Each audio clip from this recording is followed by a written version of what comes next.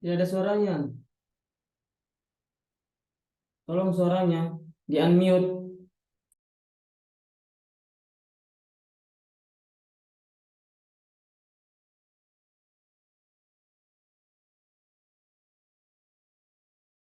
الحبيب عبد الله بن علي والحدث ثم إلى روحه صاحب المشري الحبيب علي بن حسن العطاس والحبيب عمر بن سقف السقف والحبيب أحمد بن حسن العطاس ورسوله وأبوهم وذوي الحقوق عليهم أجمعين أن الله يغفر لهم ويرحمهم ويلي الدرجة وينفعنا بأسرارهم وأنوارهم وعلومهم ونفحاتهم وبركاتهم في الدين والدنيا والآخرة ثم إلى أرواح آبائنا وأمهاتنا وأجدادنا وجداتنا ومشايخنا ومعلمينا في الدين وجميع المؤمنين والمؤمنات والmuslimin wal muslimat khususan. Silakan sebutin ahli kuburnya masing-masing. Bumina alabina wal ibnina rohakan silakan. Wali jadina sama wali jadina sama wali jadatina sama jadina jumati wali أن الله يغفر لهم ويرحمهم ويجعل الجنة معصوم الفاتحة. أعوذ بالله من الشيطان الرجيم بسم الله الرحمن الرحيم الحمد لله رب العالمين الرحمن الرحيم مالك يوم الدين إياك نعبد وإياك نستعين اهدنا الصراط المستقيم صراط الذين أنعمت عليهم غير المغضوب عليهم ولا الضالين آمين. Dibuka lagi halaman 52 bagian Allahumma sholli alaihi wasallam. Halaman 52 ya. Allahumma salli wa sallim ala sayyidina Muhammadil fatih lima ughliq wal khatim lima sabaq an-nasyil haqqi bil haqq wal hadi ila siratikal mustaqim wa ala alihi haqqa qadrihi wa miqdarihi al-azim. Allahumma akhrijna min zulumatil wahmi wa akrimna bi nuril fahmi waftah alaina bi ma'rifatil ilmi wa hasin akhlaqana bil hilmi وسهل لنا أبواب فضلك وانشر علينا من خزائن رحمتك يا أرحم الراحمين يا أرحم الراحمين يا أرحم الراحمين. Ya, lanjut. Allahumma shalli wa sallim wa barik alaihi. Ya Rabbi ya alimni bil Fatihah ya Rabbi iftah muqafal qalbi wamlum bi asrarillah Rabbi ya alim bi hali ilmu yughni an su'li anta alam bi muradi fa'tini ya Rabbi suli alaika ya Rasulullah wa alikal anjumi zuhri salatullah salamullah fil anwari wa thulam salatullah salamullah fil anwari wa thulam. اللهم إني أشهدك وأشهد عملة عرشك وملائكتك وجميع خلقك أنك أنت الله لا إله إلا أنت أستغفرك وأتوب إليك. رضينا بالله ربا وبالإسلام دينا وبمحمد نبيا ورسولا. اللهم إني أمسيت منك في نعمة وعافية وستر فأتمم نعمتك علي وعافيتك وسترك في الدنيا والآخرة. اللهم أنت ربي لا إله إلا أنت خلقتني وأنا عبدك وأنا على عهدك ووعدك ما استطعت أعوذ بك من شر ما صنعت وأبو لك بنعمتك علي وأبو بذنبي فاغفر لي فإنه لا يغفر الذنوب إلا أنت. اللهم صل وسلم على سيدي وحبيبي وطبيبي قلبي وجسدي وروحي سيدي رسول الله محمد بن عبد الله الصادق الأمين وعلى آله وصحبه أجمعين الصادق الأمين وعلى آله وصحبه أجمعين الصادق الأمين وعلى آله وصحبه أجمعين وصلى الله على سيدنا محمد وعلى آله وسلم الحمد لله رب العالمين. Baik ibu-ibu sekalian, alhamdulillah guru kita sudah ada di tengah-tengah kita. Ada Umi Ida selaku pimpinan daripada pondok pesantren Ulumul Quran yang ada di Dumai. Udah tahu semua ya? Ya?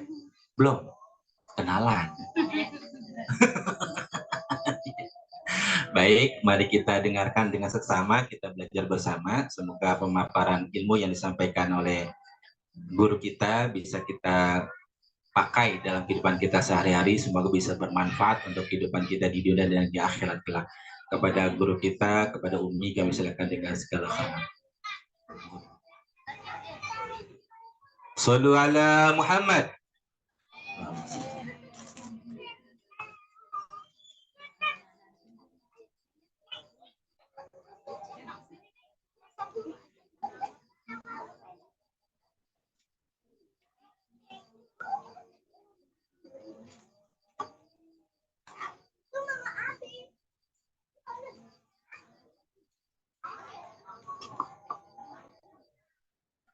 Bismillahirrahmanirrahim. Assalamualaikum warahmatullahi wabarakatuh. Waalaikumsalam warahmatullahi wabarakatuh. Alhamdulillah, alhamdulillah, alhamdulillah. Asyhadu an la ilaha illallah wahdahu la syarika lah wa asyhadu anna Muhammadan abduhu wa rasuluh, amma ba'd. Allahumma shalli wa sallim ala sayyidina Muhammad wa ala ali sayyidina Muhammad wa la haula wa la quwwata illa billahil aliyyil azim. Sebelumnya saya mohon maaf Ibu, saya di atas Bu. Padahal saya paling muda ini.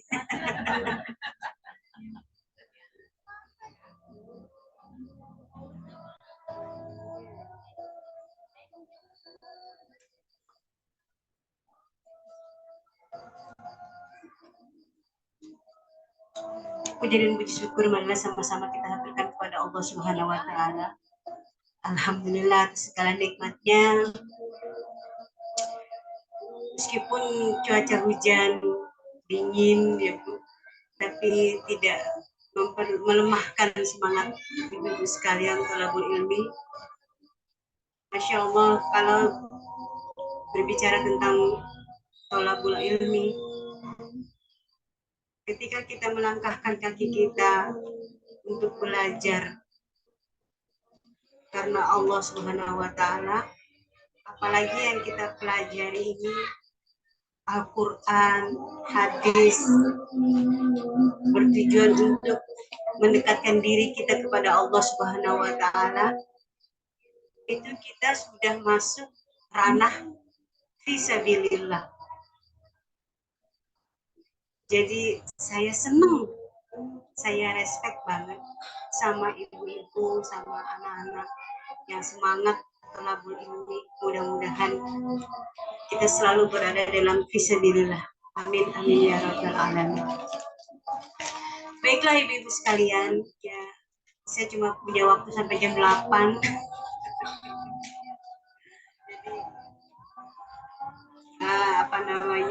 Saya tuh mendapat amanah ya dari Ustadz Vicky ini, diminta untuk mengajar di sini. Bukan ngajar kali ya Bu, kita mah sharing aja gitu. Dari saya bukan guru Bu. Kita cuma sharing aja. Cuman yang diamanahkan ini adalah fikih ya. Saya baru pertama kali ini saat ngajar di luar. Dulu sih pernah gitu, cuman jadi saya diminta ngajar fikih, kitabnya yaitu Safinatun Najah. Mungkin buat ibu-ibu sekalian bukan satu hal yang asing Safinatun Najah itu. Ya Bu, udah ada yang tahu ya kitab Safinatun Najah? Udah set? Oh baru dengar. Taunya Poina. Poina apa tuh? Oh. Baik. Nah, sebetulnya kitab Safinatun Najah ini aslinya ini Bu. Jadi itu dia kitabnya agak-agak tebel. Ya enggak, ini sih nggak nakut-nakutin ya. Tulisannya bahasa Arab semua. Gundul juga. Kecil-kecil juga. Nah, terus kalau ibu-ibu mau silakan. Akhirnya saya berusaha. Jadi saya pernah pegang kitab ini di tahun 84. Tapi nggak semua belajar, cuma pegang aja. Sebab saya waktu itu pernah pesantren di Sukabumi 1 tahun. Belajarnya kitab Safinatun Najah fil halil fikih, dalam hal fikih. Subhanallah. Jadi pas saya dapat Ustaz, kenapa nggak pakai fikih wadih aja gitu? Fikih yang lebih simpel gitu. Tapi Ustaz itu kekeh maunya Safinatun Najah. Nggak tahu tuh alasannya apa beliau tuh. Ada-ada aja. Akhirnya saya pikir apa iya nanti ibu-ibu baca kayak gini gitu. Masya Allah, luar biasa. Saya itu seneng banget padahal. Jadi saya mau ikut belajar. Akhirnya saya carikan yang khulasohnya. Saya carikan kitab yang ringkasannya gitu dari kitab ini. Dapatlah ini dia, matan Safinatun Najah. Ini dia. Nanti insya Allah untuk minggu besok, kalau memang kita nanti sepakat pakai ini, besok saya belikan buat ibu-ibu ini satu-satu. Jadi setuju saja. Ini antum serius mau pakai Safinatun Najah? Cuma pegang Umi aja kalau begitu. Ada yang lebih, nanti kita combine aja ya Bu. Kita combine antara Fiqhul Wadih dan Safinatun Najah. Jadi ada ucapan dari guru saya itu, suami yang Safinatun Najah ini banyak dikaji oleh pesantren-pesantren salaf, Ustaz. Kalau Fiqhul Wadih itu banyak dikaji oleh pesantren-pesantren modern. Ibu jangan salah paham. Pesantren salaf dan pesantren modern itu bukan berarti yang salaf kampungan, yang modern-modern, bukan. Itu mah sarwa kene. Sama aja. Cuma sebutannya doang. Gitu. Jadi jangan salah paham. Nah, kata guru saya itu, di perbedaan antara salafi dan modern, kalau pesantren salaf itu seperti sumur. Tapi kalau pesantren modern itu kayak sawah. Apa bedanya, Bu? Kalau sawah, cetek. Bener nggak? Tapi luas gitu. Kalau sumur, kecil. Ilmunya. Nah, jadi saya berpikir, emang ada pollution hikmah. Jadi saya berpikir gini, apa sebaiknya kita combine agar nanti wawasan ibu menjadi luas, wacana ibu tentang ilmu fikih luas dan dalam gitu. Setuju nggak ibu kira-kira? Jadi nanti kita dan subhanallahnya ketika beliau mengutarakan penggunaan kitab Safinatun Najah ini, berarti pengajian kita tuh udah punya kurikulum misalnya. Nah, Masya Allah luar biasa. Jarang sekali ini terjadi gitu. Pengajian yang cuman tapi punya kurikulum sendiri, Masya Allah luar biasa. Alhamdulillah. Mudah-mudahan. Jadi setuju saja. Nanti kita combine ya Bu antara Safinatun Najah dan Fiqhul Wadih. Tapi Ibu jangan puyeng, jangan pusing. Soalnya misalkan nanti kita bahas tentang toharoh atau nanti kita bahas tentang najis atau bagaimana, nanti saya combine gitu. Gitu saja. Nah, sebab kasihan saat ibu-ibu ini kalau belajar bahasa Arab lagi. Kalau mau belajar bahasa Arab sih silakan aja. Nggak jadi masalah gitu. Cuman kan nanti beda lagi temanya gitu. Insya Allah. Luar biasa. Baik. Nah, berarti kita sepakat ya. Kita pakai kitab ini dan Fiqhul Wadih. Nanti saya combine gitu ya, Sadia. Kalau yang ini terlalu aduh. Tapi saya yakin ibu-ibu udah pada bisa baca bahasa Arab semua. Baik ibu-ibu sekalian, alhamdulillah. Nah, berarti sekarang saya udah punya jawaban gitu. Jadi nanti kajian pun akan saya padu gitu. Baiklah ibu-ibu sekalian, marilah kita buka kajian kita ini dengan baca basmalah. Bismillahirrahmanirrahim. Oh ya, kita belum kenalan Ibu. Insya Allah. Saya ini manusia biasa. Saya ini aslinya dari Rempoa, Bu. Cuman menikah dengan Pak Kiai itu di tahun 90, kemudian kita langsung bergerak di Ulumul Quran, tepatnya di Dumek itu di tahun 91. Sejauh ini ya saya sama-sama seperti ibu sekalian. Nama saya ya pendidikan saya biasa Bu, saya orang biasa bener deh. Saya cuma alumni pesantren, kemudian bergerak di bidang pesantren. Waktu itu saya juga sempat punya pengajian ibu-ibu gitu ketika almarhum masih ada. Saya alhamdulillah bisa lanjut S1, bisa lanjut lagi S2, bisa lanjut lagi S3, tapi nggak selesai karena almarhum waktu itu ngurus sakit. Jadi saya ngurus fokus, seneng aja ngurus suami sakit gitu. Maksudnya tuh lebih seneng di rumah gitu. Ya alhamdulillah. Jadi itu saja sih yang bisa saya sampaikan. Tinggal saya di Dumek Bu, di pesantren Ulumul Quran. Itu saja Ibu, nggak ada pertanyaan. Anak saya tiga putri. Yang satu sudah bergerak pesantren di Gobang. Yang satu nemenin saya di rumah sambil mengajar. Yang satu lagi baru selesai skripsi. Gitu. Baik ibu-ibu sekalian, langsung aja ya. Kita mulai kajian kita, sebab kalau nggak dimulai, kapan dimulainya Bu? Ini Safinatun Najah, kita nggak buru-buru soal hadis, soal fikih. Ternyata babul awal, bab pertama dalam kitab Safinatun Najah itu justru kita belajar soal rukun Islam dan rukun iman. Bahkan mengkaji tentang min kalimatin la ilaha illallah. Saya Bu belajar memahami kalimat la ilaha illallah 3 bulan. Jadi saya tadi tuh kemarin saya muter otak ini. Sementara kita dituntut ngajar fikih, di sini bab pertama itu rukun Islam, bab kedua rukun iman, bab ketiga baru fadilah la ilaha illallah Muhammadur Rasulullah. Itu udah berapa bulan? Kapan belajar fikihnya? Makanya nanti kita combine dengan fiqhul wadih. Itu saja. Baik. Bismillahirrahmanirrahim. Faslun itu fasl. Sebetulnya fasl itu artinya itu fasl itu artinya terpisah.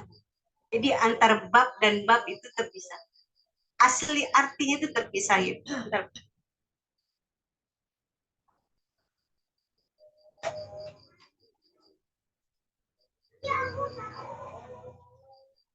ya Bu, saya buka dulu.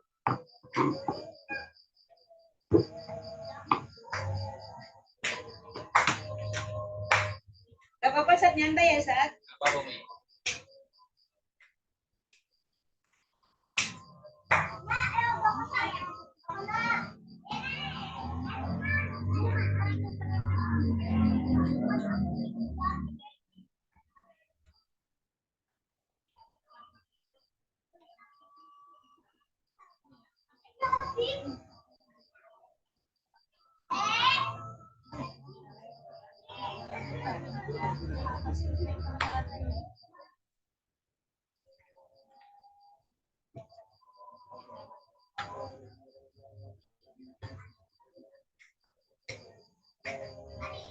Belajar tentang fikih.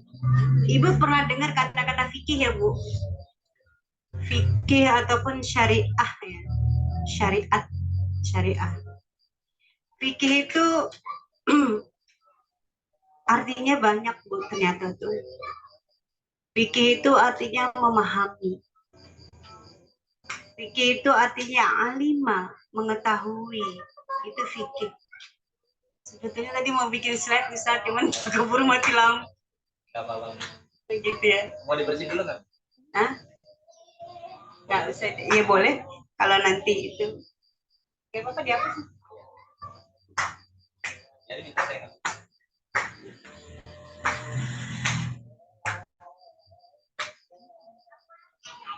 Liyatafaqahu fid-din. Dan di dalam Al-Quran dikatakan seperti itu agar kita memahami, mengetahui ilmu agama. Jadi faqaha yufaqihu itu artinya memahami ataupun alima mengetahui. Itu fikih. Fikih itu belajar tentang syariat. Syariat agama Islam. Saya bangga nih sama ibu-ibu nih, sebab ini kajiannya agak-agak gimana gitu, Bu. Mudah-mudahan ibu-ibu bisa memahami sekalian. Nah, syariat itu sendiri artinya adalah hukum.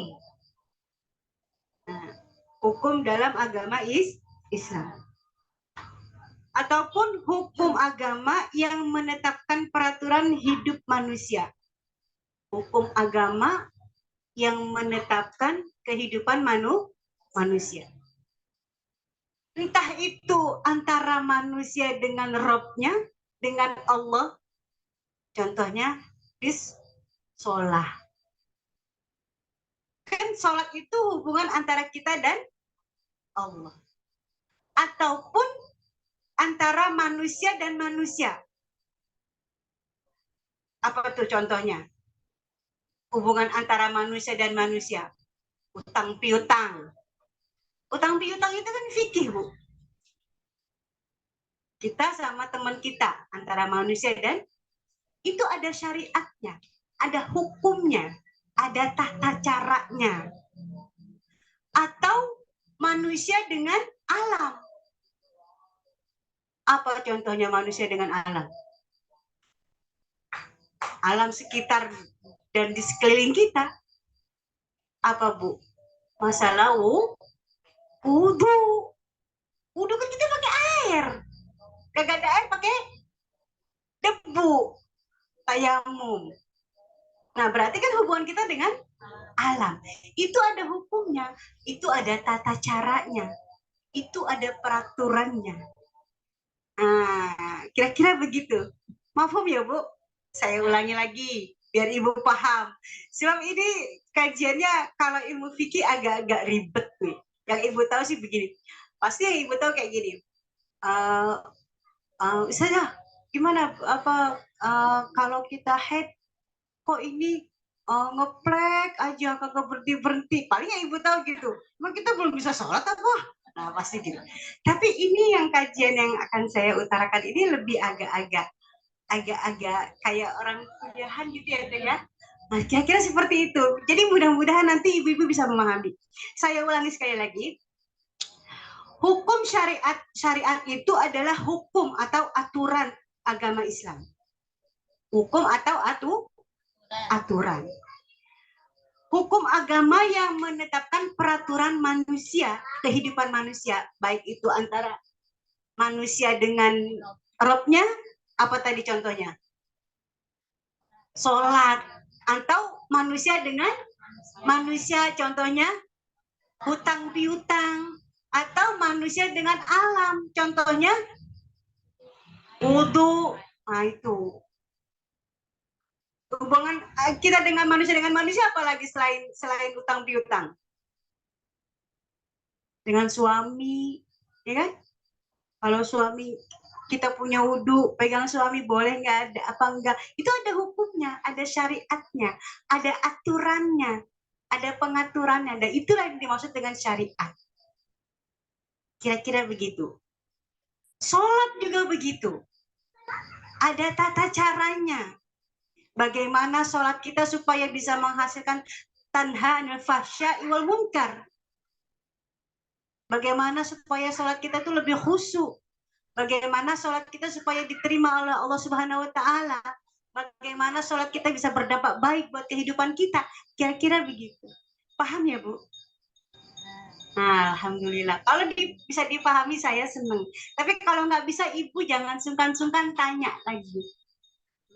Oke. Jadi yang dikatakan hukum syariat itu adalah hukum atau aturan. Hukum agama yang menetapkan peraturan kehidupan manusia. Antara manusia dengan Allah, dengan Tuhannya, manusia dengan manusia, ataupun manusia dengan Allah. Masya Allah. Oke, nah manusia dengan alam. la tufsiduna fil ard. Innallaha la yuhibbul mufsidin. Itu nanti kita kajiannya beda lagi. Bahwasanya Allah itu tidak menyukai bahwa hambanya merusak lingkungan. Allah itu senang yang cantik-cantik gitu. Allah itu senang yang bersih-bersih. Allah itu senang yang rapi-rapi. Allah itu senang yang manis-manis kayak ibu-ibu. Allah itu senang. Allah itu senang senyum. Nah itu ada aturannya. Bagaimana dan kapan, di mana itu ada aturannya. Masya Allah, luar biasa. Nah itulah yang dimaksud dengan fikih. Nah kemudian di sini kita masuk ke bab awal, yaitu arkanul Islam. Rukun Islam berapa, Bu?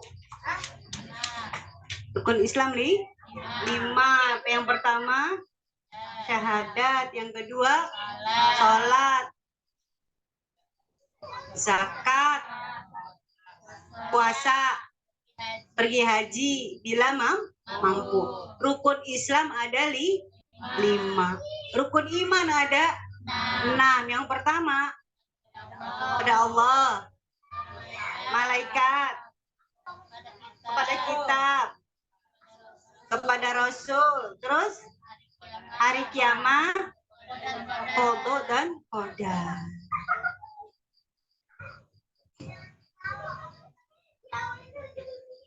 Bu, saya baru buka lagi kitab Safinatul Najah. Kenapa di sini tidak langsung masuk ke bab toharoh, bab bersih-bersih? Kenapa tidak langsung ke bab masalah aniyah ataupun air? Mohon maaf. Saya berhusnuzon, Bu. Ulama ini Imam Nawawi, ya, subhanallah, yang mengarang kitab ini, mudah-mudahan rahimahullah.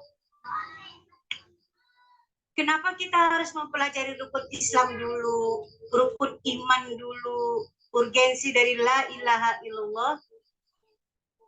Saya berhusnuzon agar iman kita itu dikuatin dulu oleh rukun iman dan rukun Islam. Sekarang teh mohon maaf, Islam rupa-rupa anu siga anu aya siga eta, anu siga ieu, ada yang begini, ada yang begitu, ada yang begono, ada yang begene, ada yang ngebolehin ini, nggak bolehin itu, nggak bolehin ini, nggak bolehin ono, kudunya begini, kudunya begono. Itu sekarang itu lagi berkembang, Ibu. Ya, kalau iman kita sudah kuat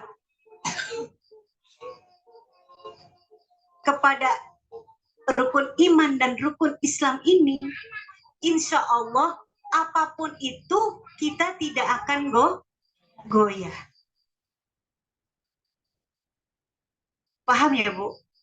Nah, kenapa? Nanti mungkin ada kajian sendiri kali Ustaz ya, Ustaz yang mengkaji tentang rukun iman, rukun Islam ini ya. Enggak, kalau memang enggak nanti kita kaji dulu gitu, nggak jadi masalah. Nah, jadi saya ulangi lagi, kenapa kita di pelajaran fikih kok diawali dengan rukun iman dan rukun Islam?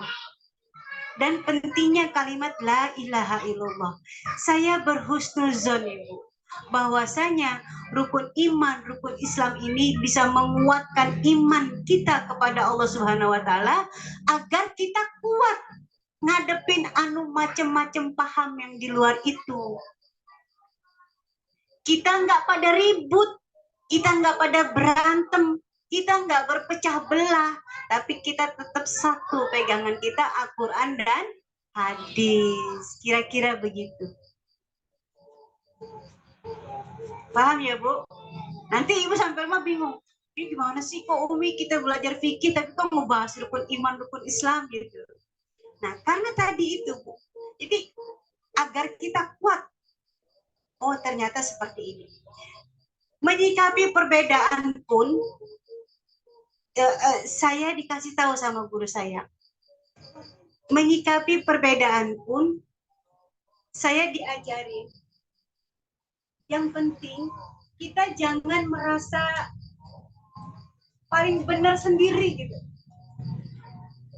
paling sohih sendiri, ngerasa dirinya paling dekat kepada Allah, merasa dirinya paling diterima sama Allah, yang lain kafir. Itu jangan seperti itu. Jadi memang nanti akan rupa-rupa paham Bu di luar. Mungkin di pengasinan sih nggak seperti itu kali ya Teh. Itu sudah terjadi tuh di luar tuh, yang macam-macam paham. Jadi dalam menyikapi perbedaan tuh kalau kata guru saya mas senyumin aja. Yang penting jangan sombong, jangan ngerasa dirinya paling benar, jangan ngerasa dirinya paling bisa, gitu kira-kira gitu. Kalau memang orang tua dulu kita ngajarin sholat 5 waktu, ya udah sholat 5 waktu. Kalau orang tua dulu kita ngajarinnya sholat fil awalil waktu, ya udah sholat fil awalil waktu. Kira-kira begitu. Kalau dulu orang tuanya kita ngajarin pakai kudungan, ya udah pakai kudungan. Karena kudungan sekarang rupa-rupa. Macem-macem. Tapi subhanallah ini udah pada bagus ini. Nah, jadi ternyata Ustadz setelah Umi kaji, ini kok kitab ini babul awal belajar tentang rukun Islam dan rukun iman. Bahkan di sini ada kajian tentang babul mengkaji tentang bacanya makna la ilaha illallah la maulah bihaqqin biwujudi illallah. Jadi untuk memperkuat iman ibu-ibu kita ini, memperkuat kita dalam menghadapi perbedaan-perbedaan tadi, menghadapi macam-macam khilafiyah. Gitu. Masya Allah, luar biasa. Berbicara tentang rukun. Rukun itu apa, Bu? Ibu udah tahu tentang rukun ya, Bu?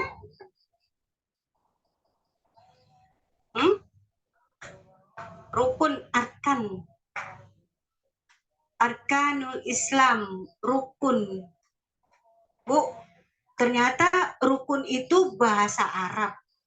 Tapi kalau di kita bahasa Indonesia, rukun itu artinya apa, Bu? Rukun-rukun aja ya, Neng. Lu hidup sama berkeluarga gitu kira-kira. Rukun apa, Bu? Hah? Rukun itu ternyata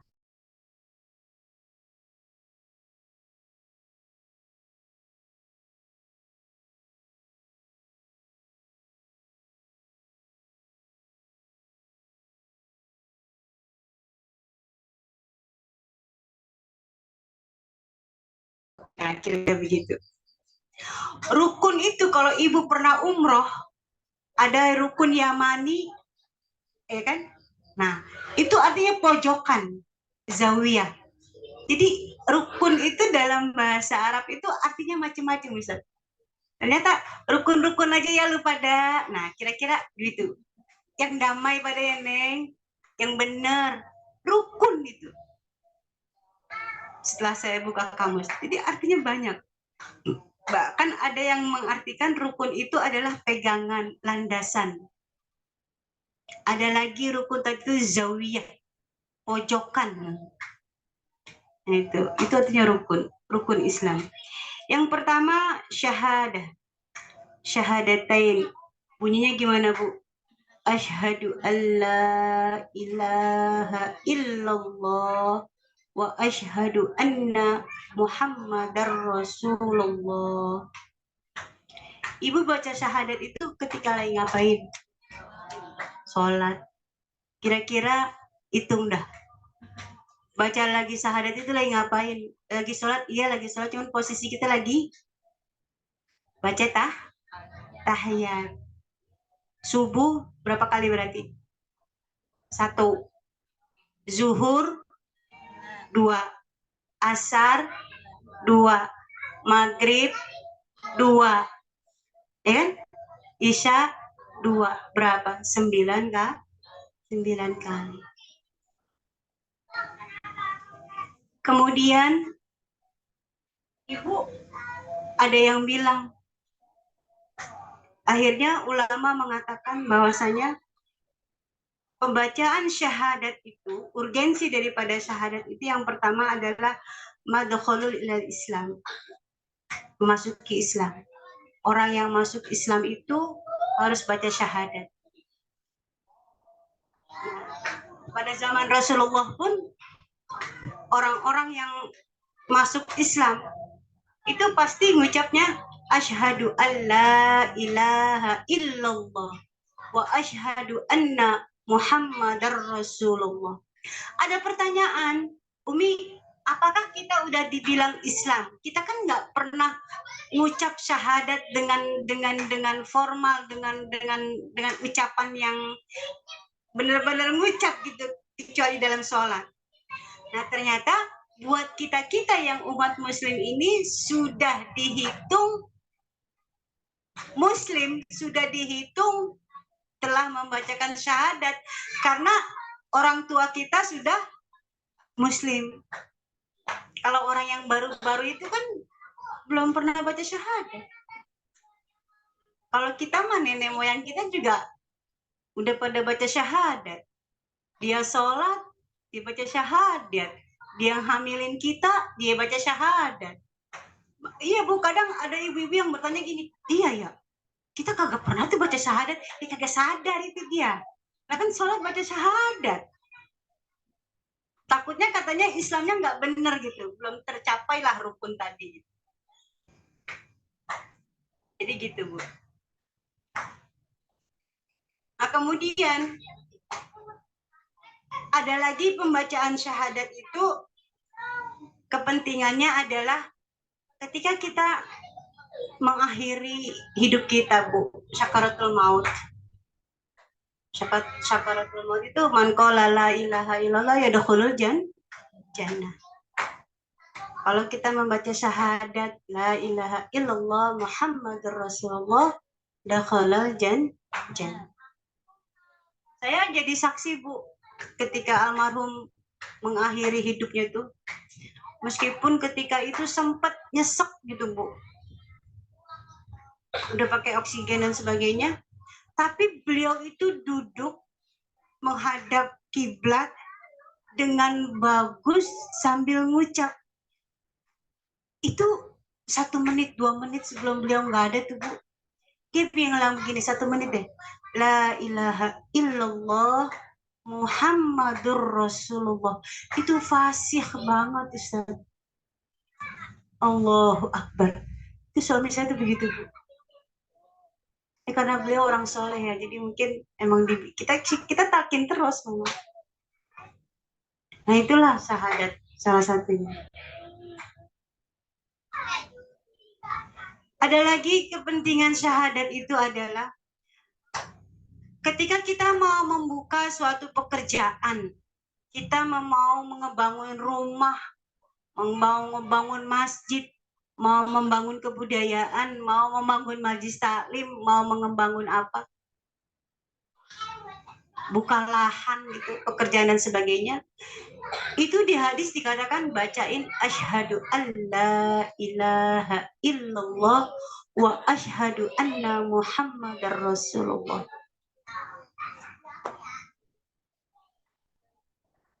Masya Allah, luar biasa. Jadi fadilatul syahadatain itu ada 5. Yang pertama madkhulul Islam, yang kedua khulasatul ta'limil Islam, yang ketiga asasul inkilab, yang keempat hakikatul dakwatur rasul.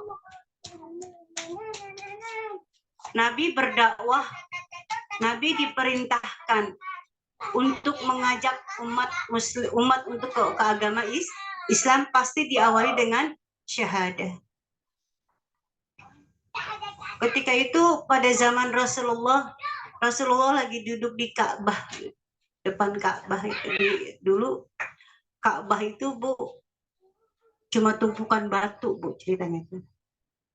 Pada zaman Nabi Adam ya, itu tumpukan batu.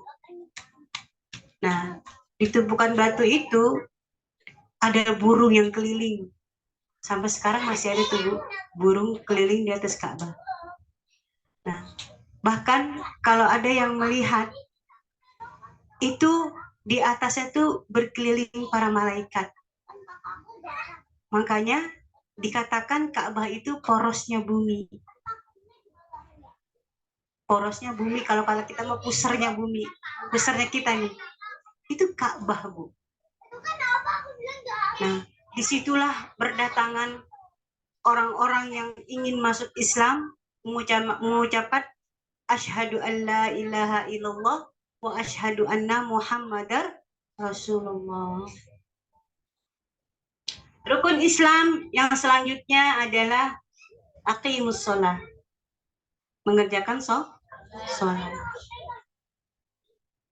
Sholat itu tanha anil fahsya'i wal munkar.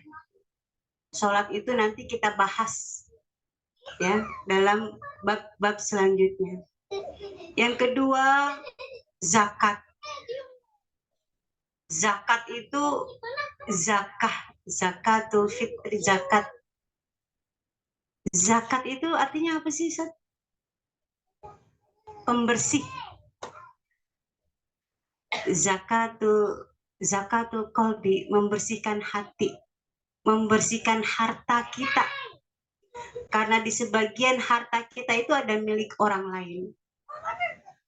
Bu, saya tuh kenapa sih di dalam Al-Quran itu selalu bunyi ayatnya itu tentang anfiqu yunfikun, anfiku. Maksudnya tuh bersedekahlah, berilah kepada orang lain. Yunfikun, menafkahi orang lain. Jadi kita itu sebetulnya mohon maaf ya, dalam kehidupan kita itu, kalau kata guru saya itu yang ada cuman give and give. Jadi Mi, kalau pengen rezeki kita banyak, Abi bilang, kalau pengen rezeki kita banyak, itu selalu kita beri kepada orang yang membutuhkan. Sama siapa kek, kasih. Jangan berharap kembali. Jadi ternyata apapun itu, baik itu berupa tenaga, baik itu berupa uang, baik itu berupa pikiran kita, baik itu berupa kita bantu meringankan beban seseorang, itu yang ada hanya give and give. Apa Bu artinya itu? Beri, dan beri. Jangan mengharap kita menerima. Itu nanti urusan Tuhan. Nanti kita ditanggung sama Allah Subhanahu wa Ta'ala kalau kita selalu memberikan kepada orang lain. Wa ita'iz zakah. Itu suami, Bu, saya nggak tahu itu rezekinya banyak banget, Bu. Ya kan imbasnya ke istri. Beliau tuh ngajar itu nggak pernah bicara tentang uang. Nggak pernah bicara soal amplop. Tapi kalau pulang ngajar, saya selalu ditimpuk sama amplop tuh. Kalau dia pulang ngajar, saya lagi gosok malam-malam daripada nungguin suami. Dilemparin gitu amplop tuh dari luar. Pluk gitu. Assalamualaikum. Itu rezekinya banyak banget, Bu. Karena beliau itu senang bantu orang. Senang nolong orang. Niwa kita enggak, Bu. Kan gitu ya. Ya Allah tuh orang gak ada terima kasihnya amat sih. Gue udah bantuin juga. Itu kita. Itu enggak boleh, Bu. Yang namanya bantu orang, itu bukan cuma sekedar kita kasih uang. Kita kasih solusi. Kita meringankan beban. Itu kita bantu. Dengan catatan satu.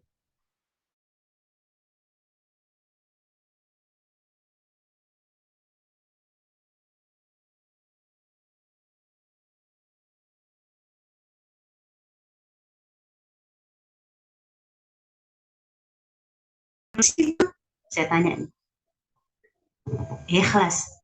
Apa Mi katanya. Pas saya nanya, abang bantuin balik nanya sama.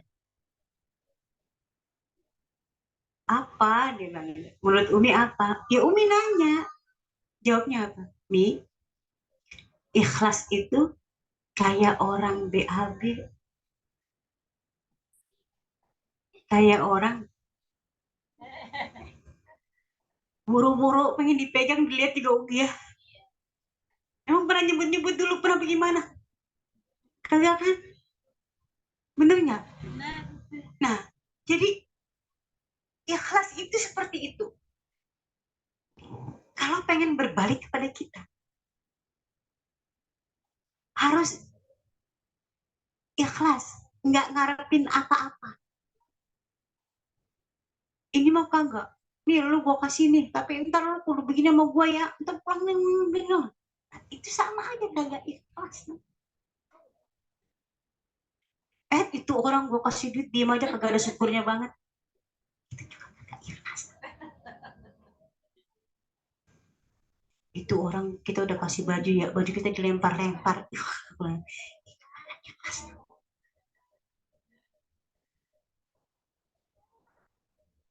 Kalau kata guru saya, yang penting udah kita kasih.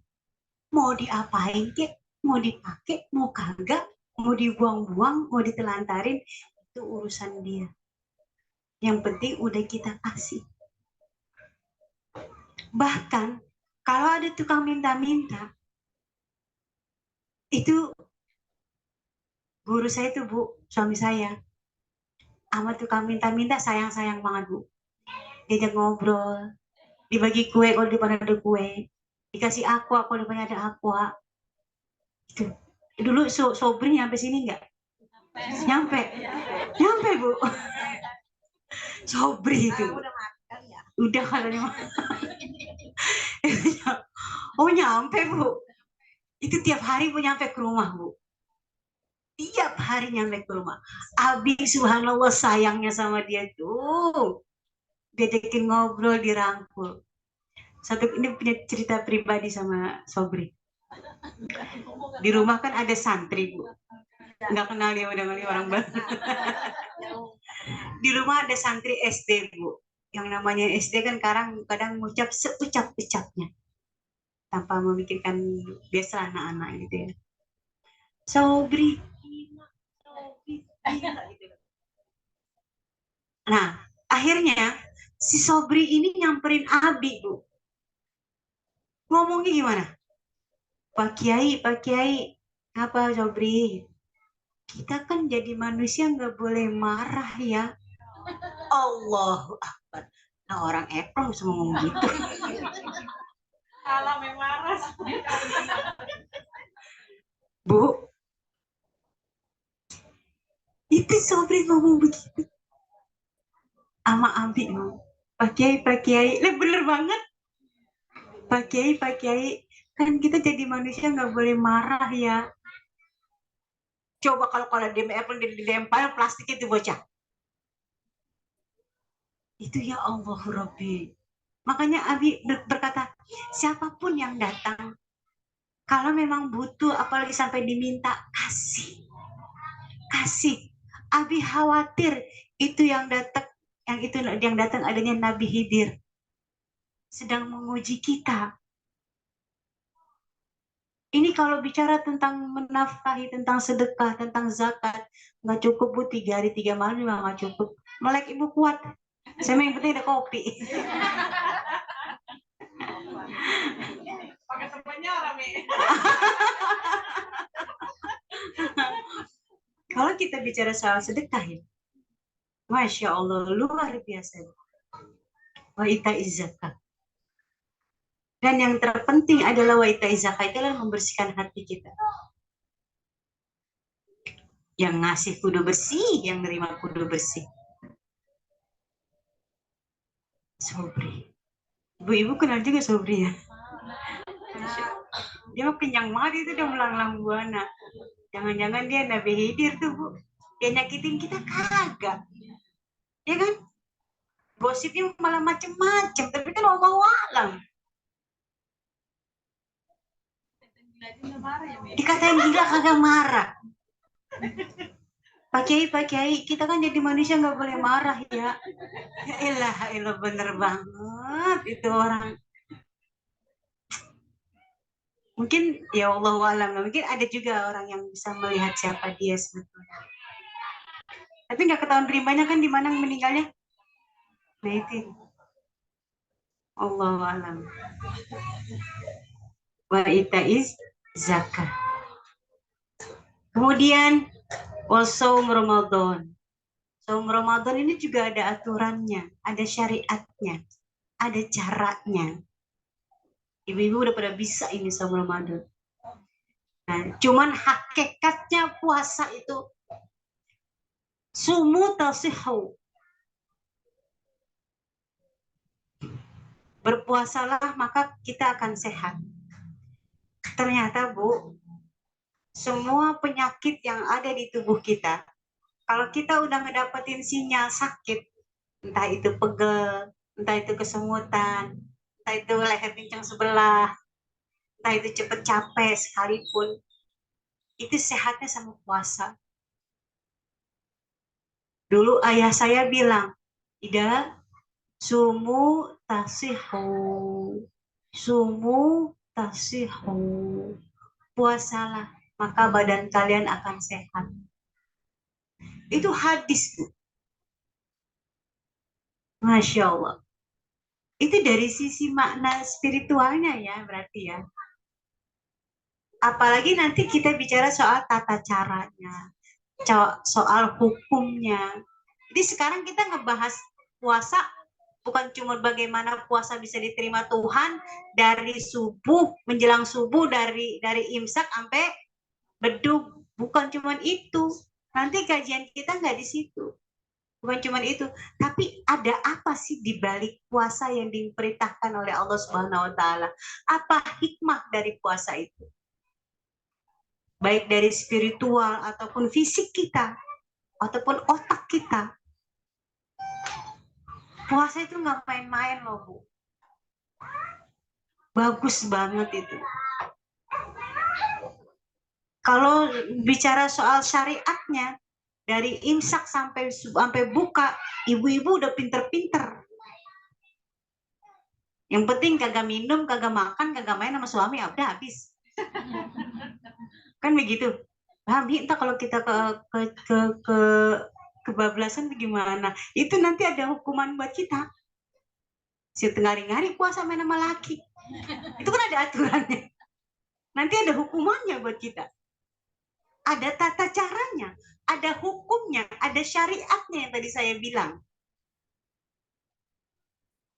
Kagak boleh, sekalipun ibu kecolongan gitu ya, kemasukan gitu sama suami, ada hukumannya buat kita. Mohon maaf, mungkin di antara kita pernah ada yang melakukan hubungan badan sama suami di saat puasa. Makanya jangan nyerempet-nyerempet.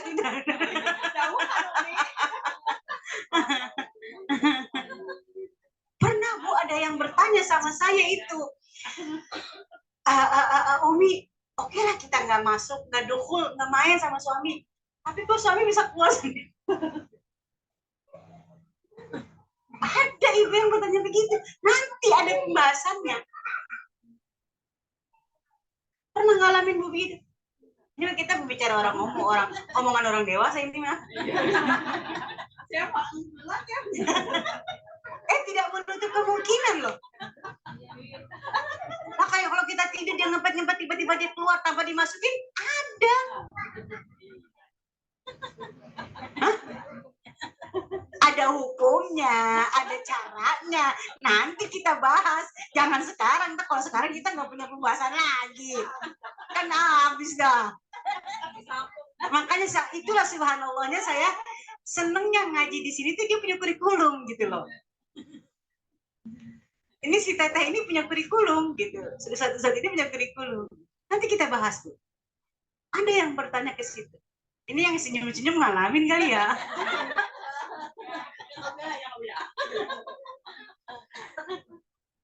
Kosong Ramadan. Tapi kita nggak hanya sebatas membahas tentang itu. tentang hukum kita nggak bahas, tapi urgensinya, hakikatnya puasa itu apa sih buat diri kita, buat spiritual kita, buat cara berpikir kita, cara bersikap kita.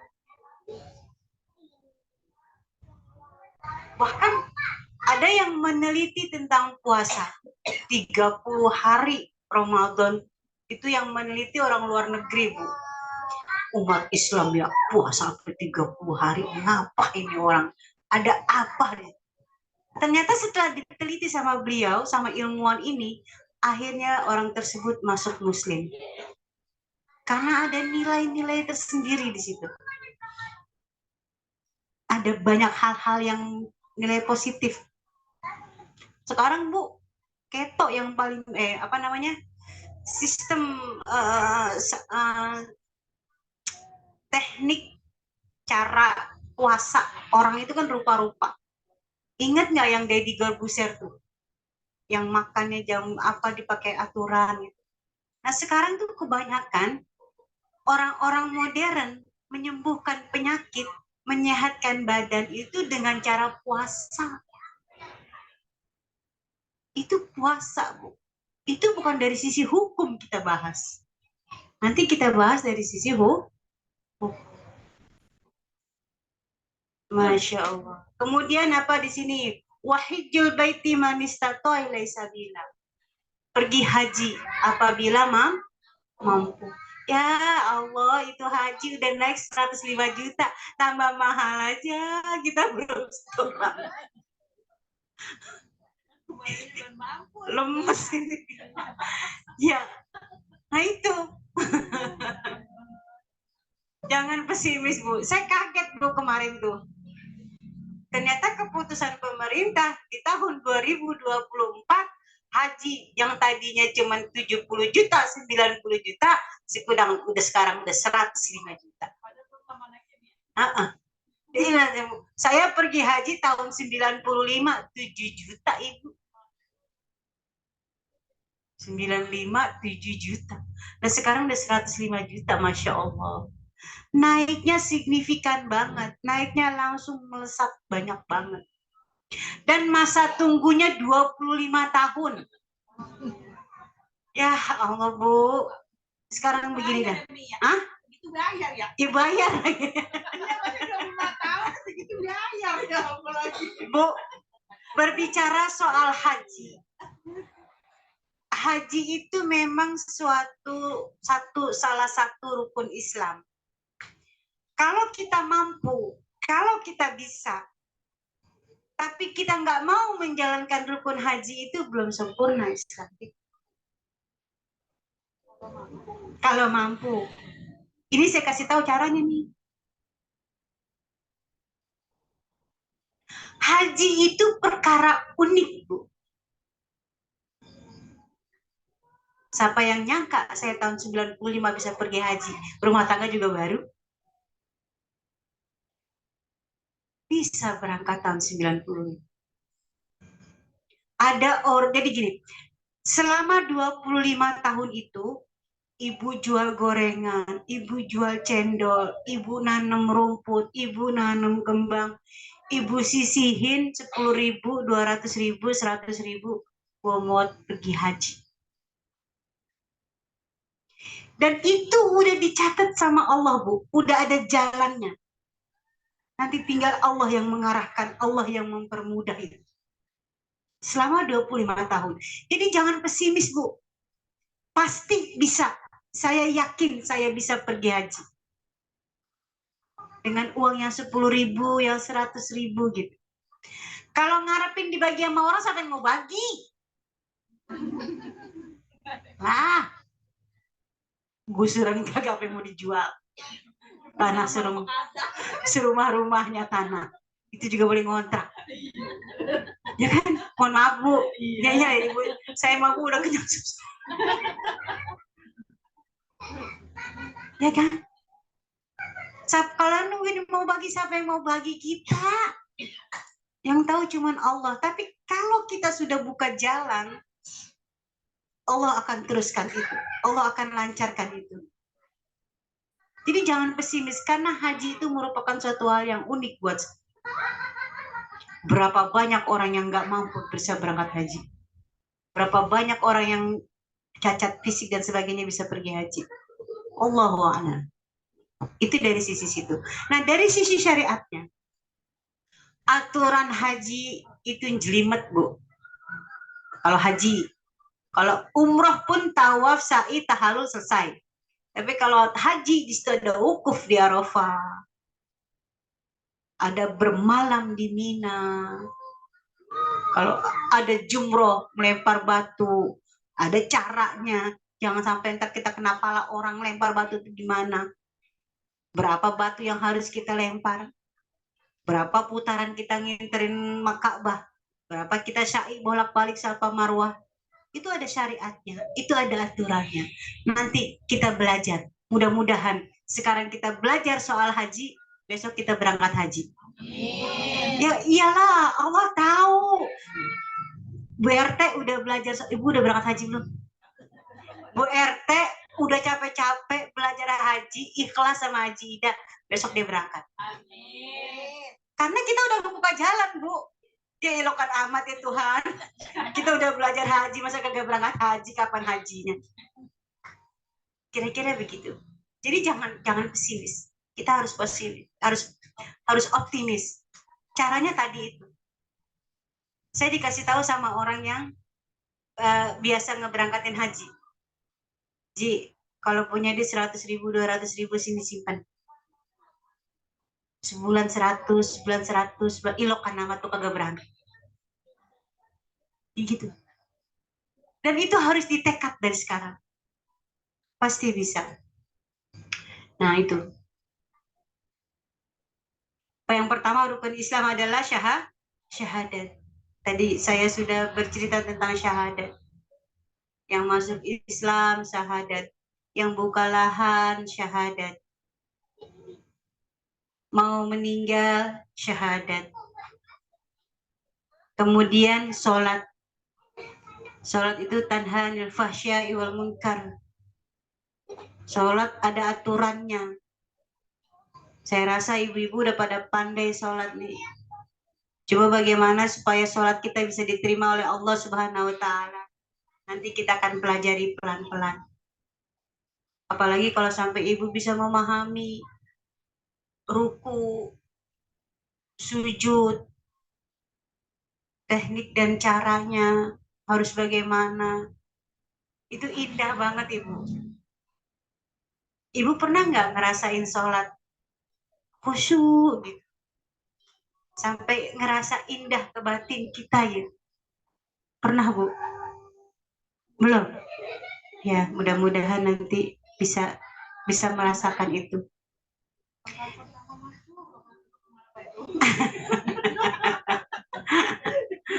Ya memang kalau masih punya anak kecil masih repot, agak-agak sulit, Bu. Tapi sholat yang paling nikmat itu adalah malam hari, Bu. Kita sholat bangun di malam hari, sepi, gak ada orang, gak ada yang ngeliat.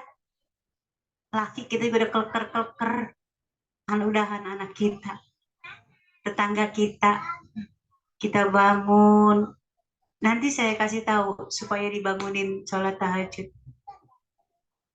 Kita bangun, kita wudhu, kita sholat sunnah wudhu, kita sholat taubah, kita sholat tahajud. Nggak ada yang ngeliat, yang ada cuman kita dan Tuhan. Coba kalau sulimat 5 waktu mah. Kita sholat ke musolah aja udah kadang-kadang kita ngebenerin diri kita sendiri. Pengen dilihat khusyuk lah. Pengen dilihat bener lah sholatnya. Kalau malam-malam mah nggak ada yang ngelihat. Syahdu, nikmat. Yang ada cuma kita dengan Tuhan. Nanti bukan cuma dari sisi syariat. Insya Allah mudah-mudahan saya bisa menyampaikan tentang sholat. Dari sisi spiritualnya gitu. Agar nanti sholat itu bisa betul-betul berdampak ke diri kita tanha 'anil fahsya'i wal munkar.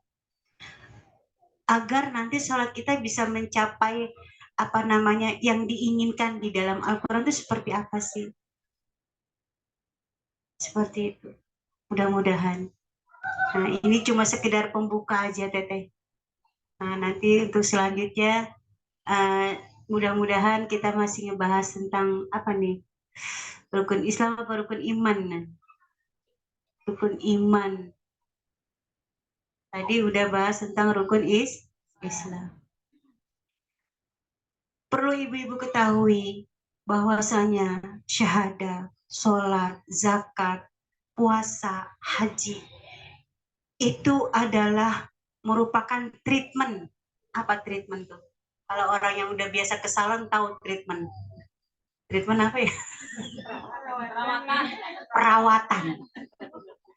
Treatment itu langkah-langkah perawatan. Sampai kinclong, sampai apa lagi itu, Bu? Bening, glowing, nah itu dia. Nah, kalau di dalam sini, di ajaran kita ini, syahadat, sholat, zakat, puasa, haji itu merupakan treatment kita agar hati kita menjadi bersih.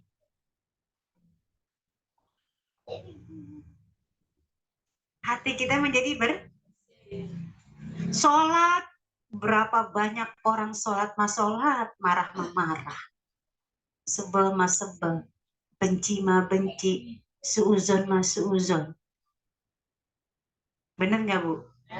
Nah, orang itu rajin sedekah tapi nyebut-nyebut mulu, nggak banget. Kalau kagak disebut, deh nama gue kagak disebut, padahal kan tadi aku udah ngasih duit tuh. Zakat, haji juga begitu, puasa juga begitu.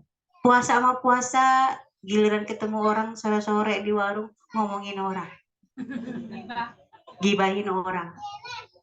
Nah, jadi pada dasarnya saya menyimpulkan bahwasanya syahadat, sholat, zakat, puasa, haji itu adalah merupakan treatment kita agar kita mendekatkan diri kepada Allah Subhanahu wa Ta'ala. Allah itu mau dekatnya sama orang yang kayak gimana?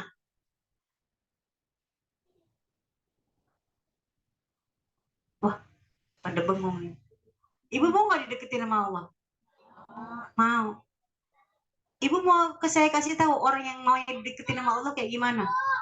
Allah mah Bu nggak mau sama kita. Kita masih suka demen gibah. Kita masih demen ngomel, demen marah, demen benci sama orang, demen sakit hati, demen seuzon, demen dengki. Itu Allah nggak mau deket yang mau begitu. Nanti kita pelajari dari sisi spiritual juga. Rukun Islam. Itu rukun Islam dari mudah-mudahan minggu selanjutnya kita diberikan kesehatan badan, ya cuacanya yang cerah. Di rumah jangan mati lampu. Baru Bu, saya itu selama ditinggal suami baru tadi hujan, mati lampu, angin, lilin satu, HP lobet.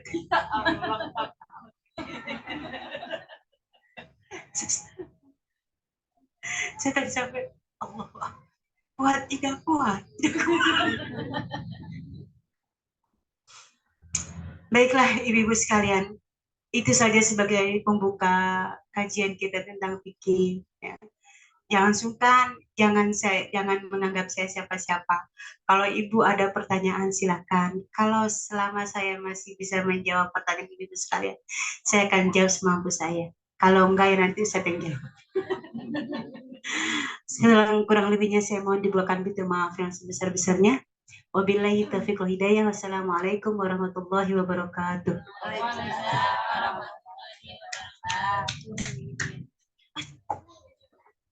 Baik, alhamdulillah, masya Allah, jazakumullah khairan katsir kepada Umi yang telah menyampaikan materinya luar biasa ya Bun ya. Berasa lagi kuliah, berasa lagi belajar di kelas ya perasaannya. Kalau saya sih persisnya tuh kayak lagi kuliah ya. Masya Allah luar biasa. Insya Allah bisa ya Bun ya. dipahami. Bisa paham. Insyaallah. Tapi mohon maaf juga nanti kalau ada kata-kata yang enggak ada.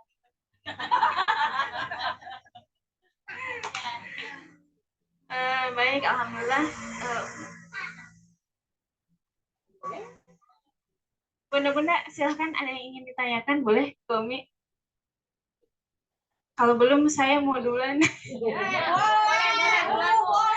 Umi, di masyarakat biasanya banyak yang ini ya, problematika tentang haji ya, Mi, ya, yang mau saya tanyakan. Kadang-kadang kita di hati tuh pengen gitu, Mi, ya, pengen umroh minimal ya gitu, Mi, pengen haji juga, tapi di sisi lain, saya belum punya rumahnya nih gitu, saya belum punya tempat tinggal gitu. Terutama mungkin kalau untuk kepala keluarga kan kewajiban ya, Mi, ya, haji kewajiban dalam syariat gitu. Menyediakan tempat tinggal untuk keluarga juga salah satu kewajiban untuk kepala keluarga gitu. Nah itu mana yang harus didahulukan, diusahakan dua-duanya, atau yang lebih kalaupun ada rezekinya untuk salah satu, mana yang didahulukan, haji dulu atau punya rumah dulu. Kadang-kadang kalau atau ini mah suka ada komen-komen haji aja diduluin, rumah aja belum punya gitu nih. Biasanya seperti itu. Nah kayaknya. ya begitu nih biasanya. Nah yang dalam syariat arahannya seperti apa gitu, mana yang harus didahulukan, kondisi-kondisinya, jika ada dua-duanya mungkin diusahakan dua-duanya ya, Mi, ya. Kalau mungkin ada cukupnya untuk salah satu, mana yang didahulukan antara haji dan tempat tinggal contohnya ya, Mi, ya. Maaf.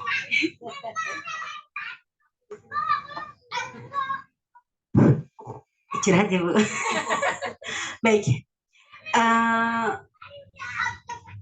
Kita nggak punya rumah bukan berarti kita tinggal di kolong jembatan, toh. Meskipun mungkin kita ngontrak, meskipun mungkin kita numpang sama orang lain gitu. Nah, toh haji juga bukan istilahnya emang udah rezekinya buat pergi haji. Nanti di haji itu subhanallahnya ada makom-makom tertentu di mana doa kita dikabul oleh Allah Subhanahu wa taala. Kalau memang udah panggilannya pergi haji, berangkatlah. Tapi manistato ilai sabila. Pergi haji bukan cuma sekedar punya ongkos doang, ngasih uang sama yang ditinggalin di rumah. Anak kita itu tetap sekolah. Jangan kita pergi hanya anak kita lapar. Kan begitu. Jadi manistato'anya itu barang siapa yang sanggup untuk pergi haji, sanggupnya itu masih universal. Sanggupnya itu masih sanggup buat ninggalin, sanggup fisiknya kita sehat, paham tentang syariat hajinya bagaimana, itu yang disebut manistato ilai sabila. Jadi bukan cuma sekedar dari sisi ongkosnya aja. Kalau punya ongkos udah buat berangkat haji ya udah, tapi kalau ngumpulin capek-capek sampai nggak punya rumah cuma ngumpulin haji, itu juga jangan juga. Kira-kira gitu. Ini misalkan nih ada duit mau pergi haji mau apa nih, nanti dah.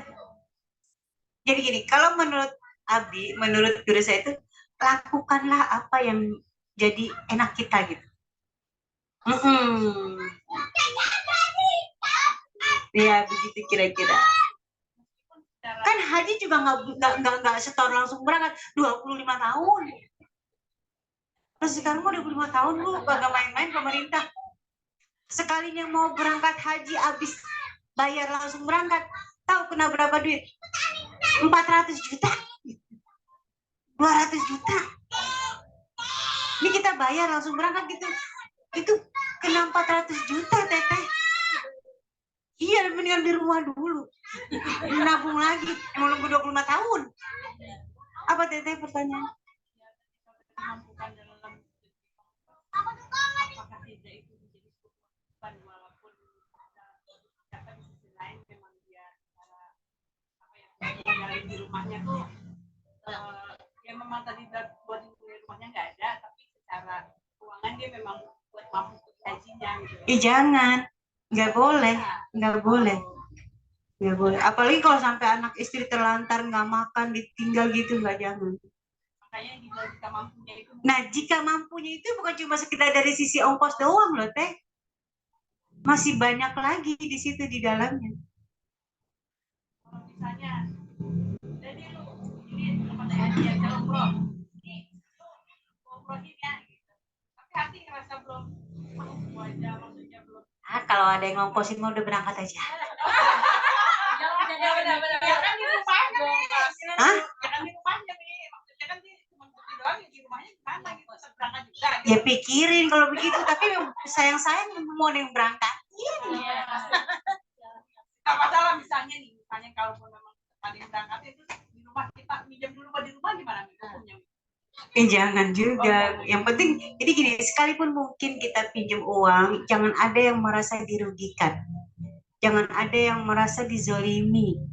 Terutama yang ditinggal. Mama pergi umroh, aku nggak dikasih makan. Ah, itu dosa itu kita.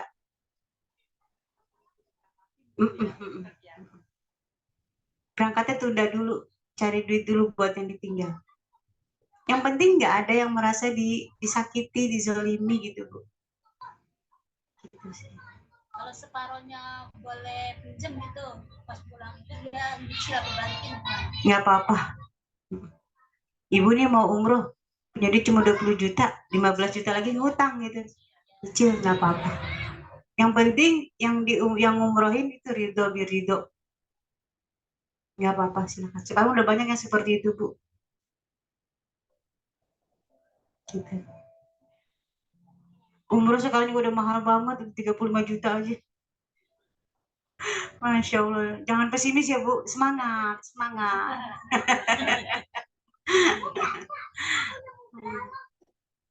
Baik, Ibu. Ada lagi. Mumpung masih ada Umi. Baik, jazakumullah Umi jawabannya luar biasa. Baik, silakan Bun. Yang ini QRT ada yang mau ditanyakan. Ya banyak-banyak nanyanya, besok minggu kita ketemu lagi. Tabung dulu ya Mia. Tabung dulu pertanyaannya belum tabung. Beda matahari beda pertanyaan lagi Bun ya. Iya. Silakan ada lagi. Mumpung masih ada Uminya di sini. Oh jangan. Pada ngantuk kayaknya nih.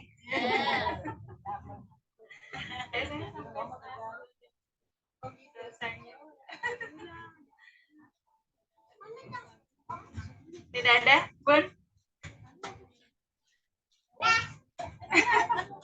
Ini tentang wudhu dan biar kedengeran. Assalamualaikum warahmatullahi wabarakatuh. Waalaikumsalam. Umi, kan biasanya ada kadar-kadar itu ya, ada ukurannya kalau wudhu ya. Wudhu di ember itu kan kemarin tuh ya, waktu kering. Itu wudhunya bisa pakai ember yang cat panjang, lebar itu, cat besar, ember cat. Itu bisa apa gimana? Pakai apa? Maksudnya buat wudhu. Pakai gayung. Pakai gayung ya. Enggak apa-apa. Nggak pada tes. Lah, emangnya gimana? Maksudnya air mustahil apa enggak? Oh, jadi kalau dari ember kita pakai gayung kita wudhu, Ya, itu nggak apa-apa, silakan. Asal jangan air yang jatuh, yang bekas wudhu jatuh ke ember. Bersih di embernya ya. Kalau lagi musim kemarau mau Bu, wudhu pakai 2 gayung nggak cukup. Boleh ya? Boleh. Kemarau tuh nggak apa-apa. Yang penting kondisi air memang bersih dari misalnya kayak bekas taman atau apa itu nggak boleh. Nggak boleh. Oh, Kalau ini sih ditutup. Iya nggak apa-apa. Assalamualaikum warahmatullahi wabarakatuh.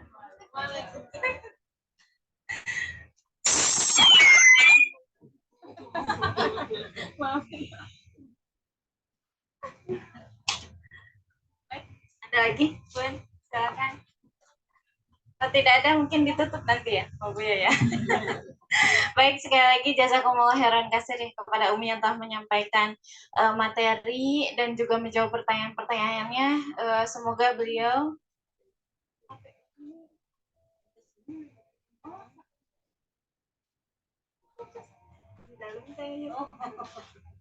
ya, kita doakan bersama semoga Umi beserta keluarga Allah senantiasa limpahkan kesehatan, keberkahan, panjang umur, Allah mudahkan segala urusannya.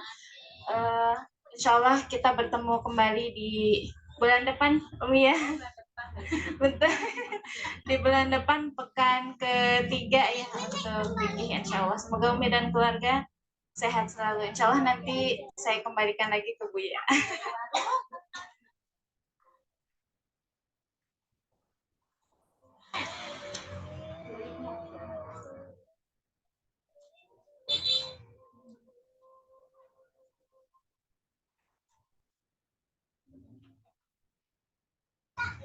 Baik, Ibu hadirin sekalian, mari kita tutup talim kita pada kesempatan malam hari ini dengan sama-sama kita baca doa.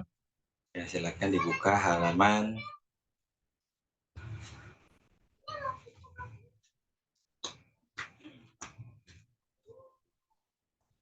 halaman 55 ya. Insyaallah melalui kita bertawasul kepada apa yang menjadi kebaikan-kebaikan kita malam hari ini, semoga menjadi keberkahan untuk setiap guru-guru kita. Jadi Umi ini dulu itu selain guru jadi orang tua kita juga. Jadi masa-masa di pondok tuh kalau malam kita suka ngeronda, itu kita suka ngobrol sama mijitin Abi. Ya, alhamdulillah berkah dari Pak Kiai sampai hari ini gitu ya. Berkah mijitin dari kepala sampai kaki gitu ya. A'udzubillahi minasyaitonir rajim. Bismillahirrahmanirrahim. Allahumma shalli ala sayyidina Muhammad wa ala ali sayyidina Muhammad. Sudah dibuka halaman 55? Dah, ya, kita baca ya. Bismillahirrahmanirrahim. Rabbana anfa'na bima 'allamtana, Rabbi 'allimna alladhi yanfa'una, Rabbi faqihna wa faqih ahlana wa qarabatin lana fi dinina ma ahlil kutri unsa wa zakar. Rabbi wafiqna wa faqihum lima tartadi qawlan wa fi'lan karama warzuqil kulla halalan daiman wa khilla atqiya ulama nahza bil khairi wa nufa kulla syar. Rabbana aslih lana kulla syu'un wa qirra birrida minkal uyun waqdi anna rabbana kulla tuyun qabla an ta'tiyana rusulul manun waghfir stur anta akramu man sadar wa salatullahi tayshal mustafa nan ilal haqqi da'ana wal wafa بكتاب فيه للناس الشفاء وعلى الآل الكرام شرفا وعلى صحب مصابه الضرار اللهم اهدنا بهداك واجعلنا ممن يسارع في رضاك ولا تولنا وليا سواك ولا تجعلنا ممن خالف أمرك وعصاك وحسبنا الله ونعم الوكيل ولا حول ولا قوة إلا بالله العلي العظيم وصلى الله على سيدنا محمد وعلى آله وصحبه وسلم والحمد لله رب العالمين. بسم الله الرحمن الرحيم. يا ربنا تعرفنا بأننا تعرفنا وأننا أسرفنا على لظى أشرفنا فتوب علينا توبة تغسل كل حوبة واستر لنا العورات وآمن الروعات واغفر لوالدينا ربي ومولودينا والآل والإخوان وسائر الخلان وكل ذي محبة أو جيرة أو صحبة والمسلمين أجمع آمين ربي اسمع فضلا وجودا من نال باكتساب منا بالمصطفى الرسول نظى بكل سؤل صلى وسلم ربي عليه عند الحب والآل والأصحاب عداد طيش السحب والحمد لله بالبعد والتناهي والحمد لله بالبعد والتناهي الحمد لله على نعم الله الحمد لله على بركات الله الحمد لله حمدا يوافي نعمه ويكافئ مزيدا والحمد لله رب العالمين يا رسول الله سلام عليك يا ربيع الشان والدرج يا رسول الله سلام عليك يا ربيع الشان والدرج يا رسول الله سلام عليك يا ربيع الشان والدرج يا رسول الله عليك السلام يا شفيع الخلق يوم زهم يا محيمن يا قيوم لا ينام صل سلم على خير الأنام يا ربي بالمصطفى بلغ مقاصدنا واغفر لنا ما مضى يا واسع الكرم يا ربي بالمصطفى بلغ مقاصدنا واغفر لنا ما مضى يا واسع الكرم يا ربي بالمصطفى واغفر لنا ما مضى يا واسع الكرم اللهم صل وسلم وبارك عليه وعلى آله. Baik, demikianlah kita usai bertalim kita bersama malam hari ini. Insyaallah bulan depan pekan ketiga kita ketemu lagi belajar fikih ya bersama umi kita. Insyaallah sehat afiat panjang umur apa yang menjadi doa hajat kita bersama Allah kabulkan. Ya, hadanallahu wa iyyakum ajmain. Wassalamualaikum warahmatullahi wabarakatuh. Waalaikumsalam warahmatullahi wabarakatuh. Gimana kalau kita foto bareng sama umi? Mau nggak? Boleh ya, kita naik ke atas ya. Iya, bentar ya. Hah? Jangankan roboh.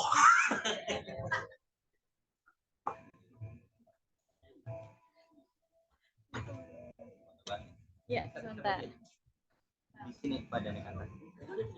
Nah, udah mah. 4 bulan nih. Iya.